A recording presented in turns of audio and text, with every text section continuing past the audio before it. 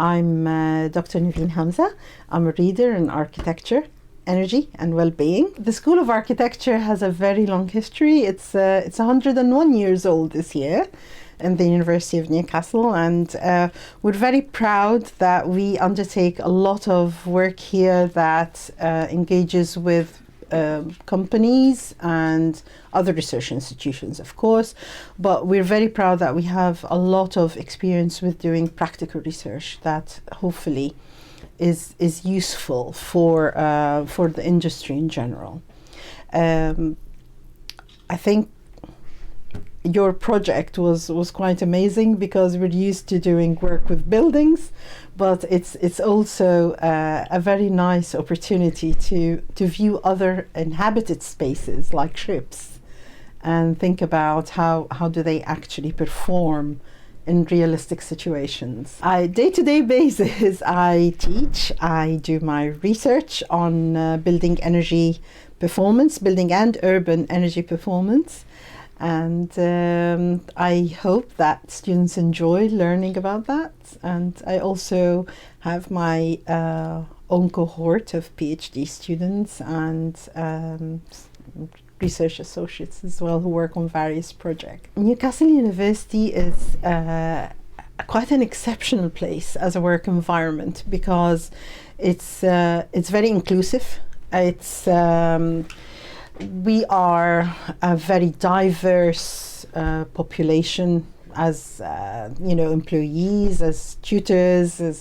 It's just amazing. You get to meet people from all over the world who genuinely come here and feel that they're part of the place. They don't get this feeling that I'm a foreigner, I'm a stranger, I don't belong. And it's been amazing. I've been here for 23 years and I just love it. Brilliant. The project came as an interesting opportunity because it wasn't a building as such. It gave us some challenges because it's a moving building, if you want to think about it this way. And we're just so excited to try our hands and try to simulate this environment and see what comes out of it. So we were very excited about the project, really. The main challenge was this is a moving inhabited space. It's not like a building where you get a set condition of weather that you can simulate. It's the nature of it moving between ports, moving between different climates, different seasons, the length of stay of this boat in particular ports. Of course, the types of boats will differ. So we had to be very concise about what type of boat are we simulating here, modeling, and which are the cities that will be modeled. And that took us some time to find. It's also because some of these cities are smaller ports where you wouldn't normally find weather profiles ready for you to use. So we had to use the nearest destination and adapt the climate profile to this port climate. So we were trying to get as accurate as we could results for simulating the Wheelhouse. We assumed, we had several chats with the company, and we assumed a route that was seen to be the most common route. So this route would pass from London to Nantes in France, to Porto, and then to Palma in Spain, and then Messina, and then Andravida, and then the last port would be Larnaca. And we assumed that the ship would take this route forward and then return to the London port. We have to usually model the peak summer, peak winter, and an interseasonal day. We did not go for the interseasonal. We chose to simulate the peak summer and peak winter. And to do that, we studied the length of stay of the ships in these ports, and based on the conversations we had, we thought that simulating 3 days in each port was a common kind of scenario.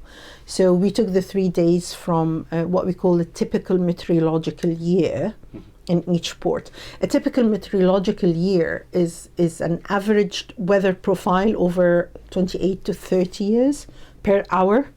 So it's not a weather profile for a particular year. So there are some assumptions there. And as per our conversations, we would always say, be careful with the results you get from simulations, because they are very accurate in modeling change, but they should not be used as the actual figures of energy demand, of the sorts of assumptions that goes in the weather profile. The results that we achieved we're really looking at the importance of using a particular blind that had a particular technology that came with it. So the technology was a thin blind that was offered a possibility for visibility through it. So it wasn't an opaque material. It was a new material that also offered some control of solar gain. Which is quite crucial. So that combination was quite interesting to look at on a moving object. So what we've done is we've looked at the solar radiation, how much any blind would obstruct solar radiation, the amount of sun that goes into a space. So we were interested to know how much of that blockage is going to happen.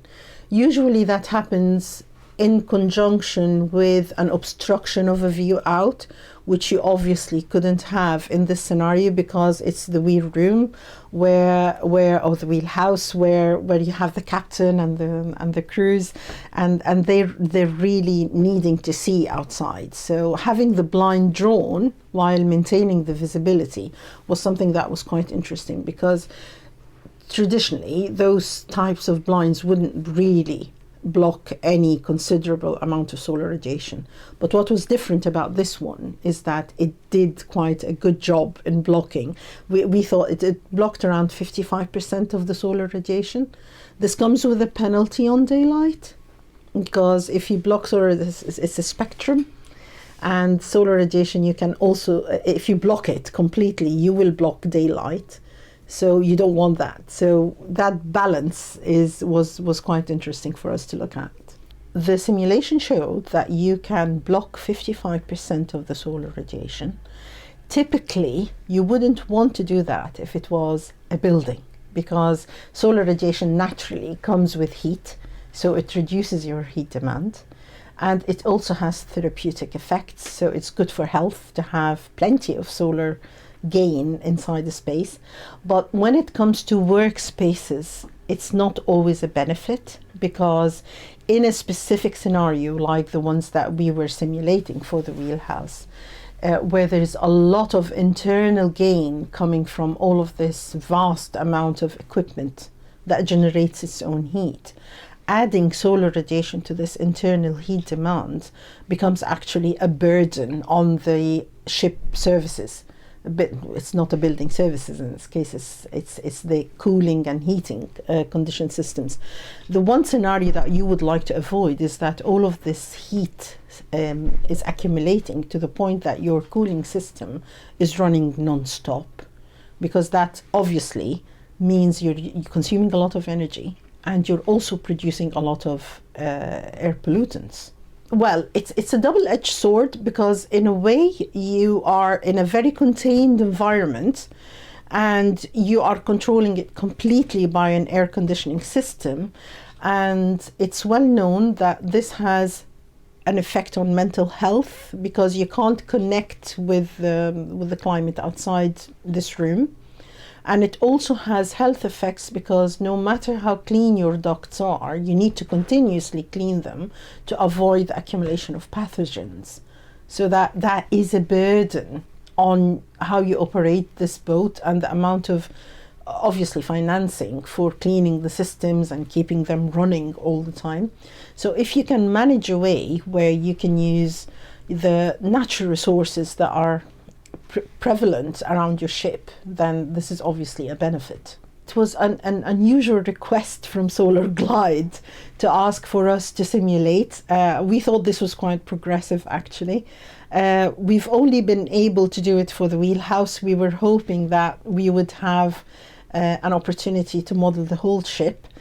We perfectly understand that the type of technology used in this blind might not be appropriate for the rooms, but even just understanding how could you moderate the climate as much as you can inside the room without recourse to all of these artificial methods of controlling thermal comfort and daylight, that would be really good. We have the capability to model what we call interactive building skins. In your case, it will be the blinds. So we program our software to say if the solar radiation is above 600 lux, or the daylight availability is over 600 lux, then pull the blind down.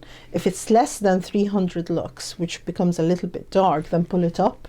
So, and then, in fact, that's what we've done for the Wheelhouse. Yeah. We've programmed it that the blind was automated based on our discussions that you could do that. There were some unexpected surprises because we knew that blocking the solar radiation would lead to some increased demand of heating because you haven't, it's beneficial when it's midday and the sun is at its peak and you're blocking that, but you also lose some of that heat early in the morning and very late in the afternoon.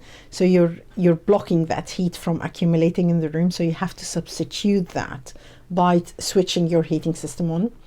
So our investigation was to say, we really want to know what is the percentage of loss of heat gain, because had it been the case that yes, I'm blocking 55-60% of the solar radiation during peak hours, and also doing that, outside peak hours, and losing that benefit of accumulated heat and substituting by a very large amount of heating, then that would that would take the benefit out. So what we found is, yes, we will have to sometimes substitute by heating, but it's only 3% in winter, and that is a major result. Future recommendations, more of that exercise, and it would be really beneficial to have more accurate routes of those ships and the length of stay. So we assumed some of that to be 3 days. It would be more accurate, the results, if we had actual routes for those ships. I presume that the differences in results will not be major, but it's more accurate. One of the interesting results is because this is a room where there is a very high level of internal gains, the coincidence of that with very high solar radiation levels would lead you to use cooling even in winter.